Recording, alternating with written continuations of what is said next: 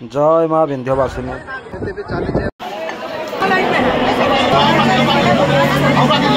जय जगन्नाथ। शुभ सकाळ बंधु मैंने अबिका आम होटेल रु चेकआउट कर गोटे सुंदर भव्य मंदिर दर्शन करने बाहरी पड़ू जहाँ उत्तर प्रदेशर मिर्जापुर सहर मात्र 8 किलोमीटर दूर। अबिका आम मंदिर पाखे पहुँची गलु। माँ विंध्यवासिनी देवी मंदिर दर्शन करने पूर्व मंदिर पार्श्वर थिवा माँ गंगा को दर्शन करने बाहरी पड़ू।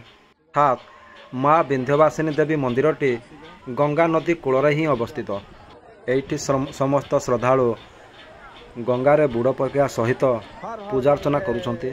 आउ आमे मध्य एठी माँ गंगा को दर्शन करी पूजा अर्चना करिथिलु। भारतर प्राय सबु शक्तिपीठ परी एही शक्तिपीठटी मध्य पवित्र गंगा नदी कूल ही अवस्थित। तेणु एही शक्तिपीठ को अधिक पवित्र एवं प्रत्यक्ष बोली माना जाए। रिपोर्ट अनुसार महाकुंभ मेला समय प्राय 1 कोटी श्रद्धालु एही मंदिर को दर्शन करने आसीथिले। उत्तर प्रदेशर मिर्जापुर जिलार विंध्याचल अंचल ही यह मंदिरटी अवस्थित।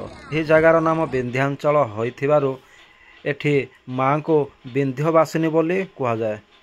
आउ एही मंदिरटी प्रयागराज अथवा वाराणसी जिबा रास्तार पार्श्वर ही अवस्थित। तो चलतु अबिका आम 1 नंबर गेट दे मंदिर को प्रवेश करवा।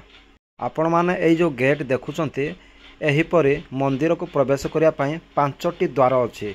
Gate number 1 2 3 4 5।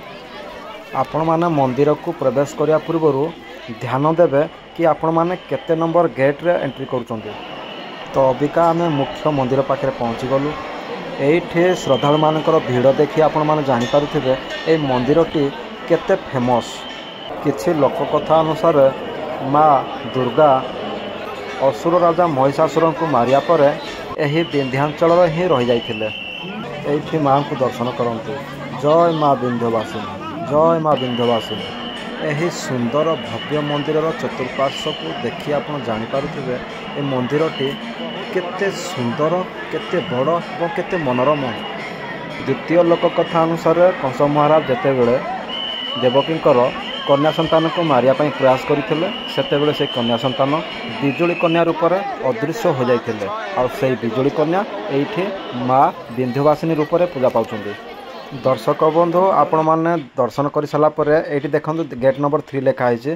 तो आपण जेते नंबर गेट रे एंट्री करथिबे एठी आपण सेते नंबर गेट देखिकी बाहर को एग्जिट करिवे। नचेत ता भितर आपण हजि जिबार आशंका रही। तो ये आप देखिपे मंदिर चतुर्पार्श्व आपन को लगे आप गोटे शॉपिंग मॉल रे बुलुचंती। बहुत सुंदर जगह। आशा करुच्ची मंदिरटी आपको भल लगी। जय माँ विंध्यवासिनी।